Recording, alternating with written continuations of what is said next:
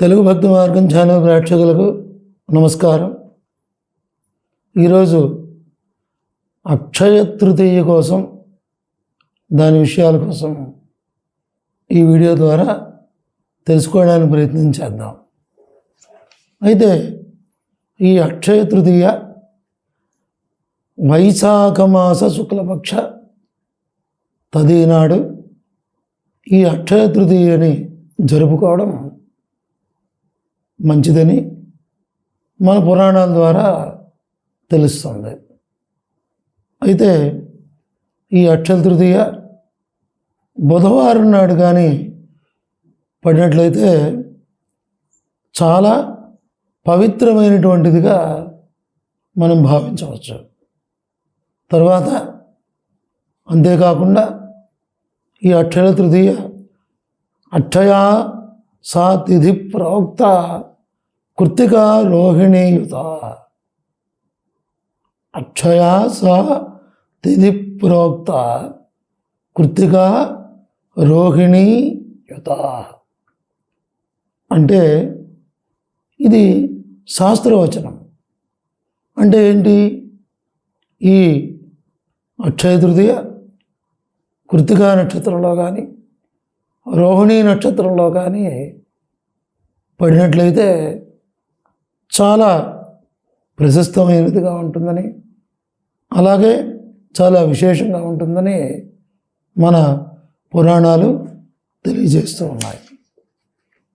తర్వాత ఈ అక్షయ తృతీయ నాడు ఏం చేయాలి అంటే, దీని గురించి కృష్ణ పరమాత్మ ధర్మరాజుతో ఈ అక్షయ తృతీయ తలక విశేషాన్ని కొంతవరకు తెలియజేసినట్లుగా భవిష్య పురాణంలో మనకి కొంతవరకు చెప్పబడింది. ఈ అక్షయ తృతీయ ఈ రోజున ఏం చేయాలి అంటే, ప్రాతకాలమునే నిద్రలేచి స్నానం ఆచరించి, అది ముఖ్యంగా నదీ స్నానం అయితే చాలా విశేషమైనటువంటి ఫలితం ఇస్తుందని మనకి శాస్త్రాలు చెప్తున్నాయి. కనుక నదీ స్నానం చేయగలిగితే ఇంకా మంచిది. ఇలా స్నానం ఆచరించిన తర్వాత చిత్ర వస్త్రములు కట్టుకొని లక్ష్మీ సమేతంగా శ్రీ మహావిష్ణువుని షోడశోపచారములతో పూజ చేసి విష్ణు సహస్రనామ పారాయణలు తప్పకుండా చేయడం, అంతేకాకుండా చలిమిడి, వడపప్పు, పానకం, పళ్ళు, అలాగే పెరుగన్నం ఇలాంటి పదార్థాలని ఈ స్వామికి లక్ష్మీనారాయణులకి నైవేద్యం చేసి భక్తి శ్రద్ధలతో ఈ లక్ష్మీనారాయణని ఈ రోజున సేవించాలి, పూజ చేయాలి, నైవేద్యం పెట్టాలి. తర్వాత బ్రాహ్మణులను పిలిపించి వారికి గంధపుష్పాక్షతలతో పూజించి ఆ బ్రాహ్మణులకు మామిడి పళ్ళు, పనసపళ్ళు, అలాగే విసనకర్రలు, ఆ విధంగానే గొడుగు, జోళ్ళు, అలాగే ఉదకుంభం అంటే రాగి చెంబుతో కానీ లేదా పాత్రతో కానీ నీళ్లు పోసి అది బ్రాహ్మణులకు దానం చేయడం, తర్వాత బ్రాహ్మణులకు వస్త్ర దక్షిణ తాంబూలాలతో సత్కరించి వారి ఆశీర్వాదాన్ని పొందాలి.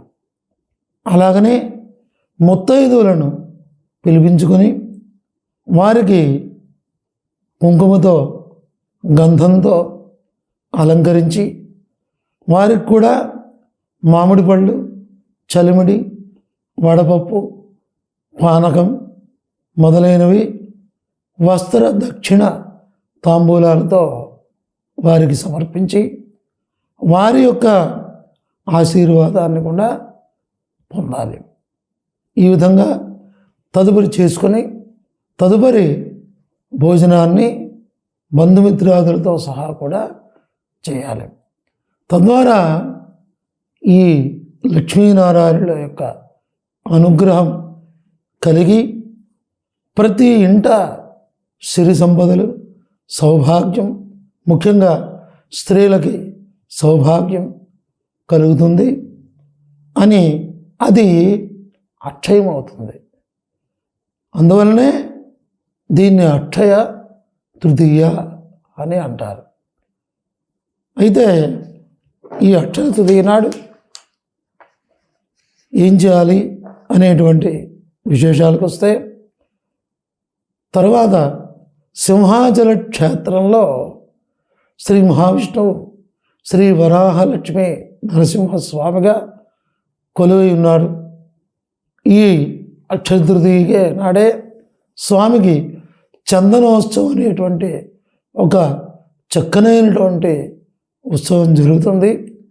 అలాగే ఈ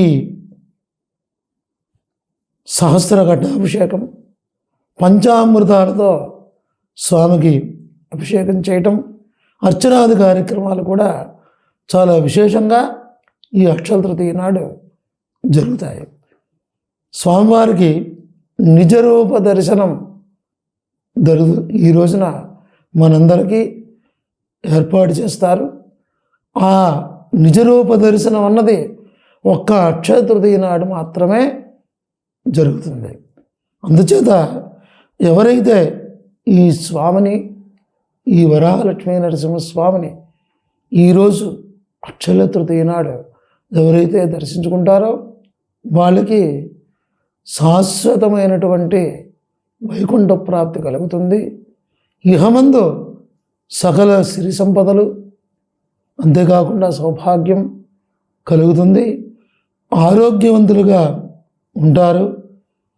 అక్షయం అంటే క్షయం లేనటువంటిది కాబట్టి ఈరోజు శ్రీ మహావిష్ణువుకు లక్ష్మీనారాయణుడికి చాలా ప్రీతికరమైనటువంటి రోజు కనుక ప్రతి ఒక్కరూ ఈ అక్షయ తృతీయ నాడు పైన చెప్పినటువంటివన్నీ కూడా చక్కగా ఆచరించి సుఖశాంతులతో ఉండాలని, సుఖశాంతులతో ఉంటారని తెలియజేస్తూ స్వస్తి.